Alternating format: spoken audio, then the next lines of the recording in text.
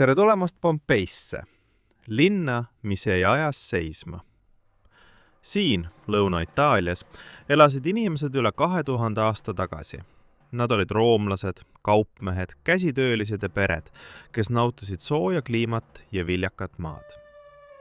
Pompei oli elav sadamalinn, kus müüdi veini, oliiviõli ja keraamikat. Ühel hommikul, 24. augustil aastal 79, hakkas Vesuv ootamatult purskama. Keegi ei osanud arvata, et rahulik mägi muutub hetkega surmavaks.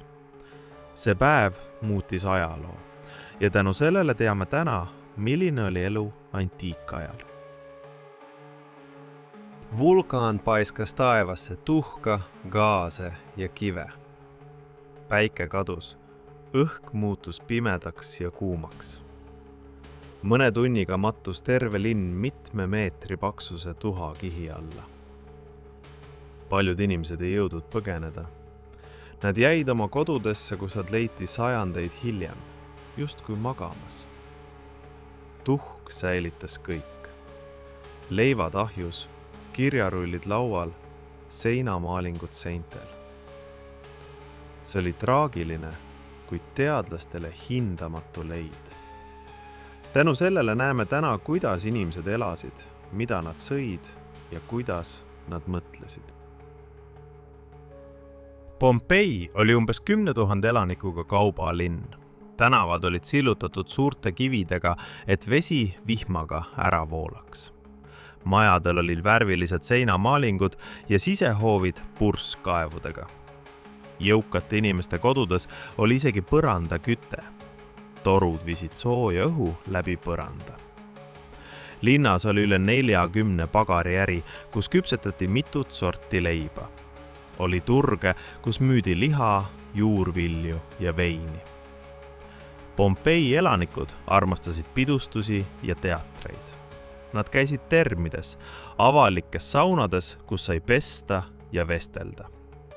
Lapsed mängisid tänavatel kivide ja pähklitega, täiskasvanud arutasid poliitikat ja äri. See oli rõõmus ja elav linn, täis hääli ja lõhnu. Üks tuntumaid pompeilasi oli preestrinna ja ettevõtja Eumakkia. Ta päristellise töökoja ja juhtis viinamarjaistandusi. See oli haruldane, sest Rooma riigis said naised harva nii palju võimu. Eumakkia ehitas linna suure hoone, kus tegutsesid villatöötlejad ja kaupmehed. Ta oli haritud, oskas lugeda ja kirjutada ning teda austati kui linna heategijat. Tema ausammas seisab tänaseni Pompeis. See meenutab, et ka naised võisid olla mõjukad ja targad, kui neile anti võimalus. Eumakkia lugu näitab, et Pompei ühiskond oli mitmekesine ja avatud. Vähemalt jõukate seas. Pompei kultuur oli osa Rooma maailmast. Haritud inimesed oskasid lugeda ja kirjutada ladina keeles. Lapsed õppisid koolis arvutamist, kirjakeelt ja ajalugu.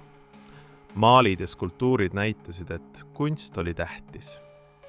Seinamaalingutel kujutati jumalaid, pidustusi ja igapäevaelu. Pompei teatrid mahutasid tuhandeid inimesi. Seal mängiti komöödiaid ja tragöödiaid. Linnas oli ka amfiteater, kus peeti gladiaatori võitlusi. Kuigi need olid julmad, olid need rahva seas väga populaarsed. Pompei oli kultuuri ja meelelahutuse keskus, kus kunst ja elu põimusid.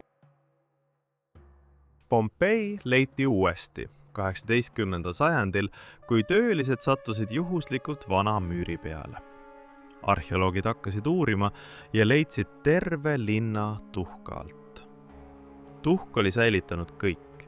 Majad, tööriistad, isegi inimeste jäljed. Tänapäeval on Pompei üks maailma kuulsamaid arheoloogilisi paiku. Igal aastal külastavad seda miljonid inimesed, et näha, kuidas elasid roomlased enne katastroofi. Pompei on justkui ajakapsel, mis näitab, et elu võib kaduda hetkega, kuid mälestus jääb. Sarnane lugu juhtus ka Hiinas. Umbes 4000 aasta eest hävitas maavärin ja üleujutus Lajia küla Qinghai provintsis. Seal leiti säilinud majad, tööriistad ja isegi inimesed, kes olid jäänud oma kodudesse, just nagu Pompeis. Teadlased nimetavad seda kohta Hiina Pompeiks. See pole väljamõeldis, vaid tõeline arheoloogiline paik. Lajia näitab, et loodusõnnetused on osa inimkonna ajaloost ja et ka teistes kultuurides on juhtunud sarnaseid tragöödiaid. Pompei ja Lajia tuletavad meile meelde, kui habras on inimelu ja kui võimas on loodus. Kuid tänu nendele linnadele saame täna näha, kuidas inimesed elasid tuhandeid aastaid tagasi. Justkui aeg oleks peatunud. See on lugu elust, surmast ja mälestusest, mis jääb igaveseks.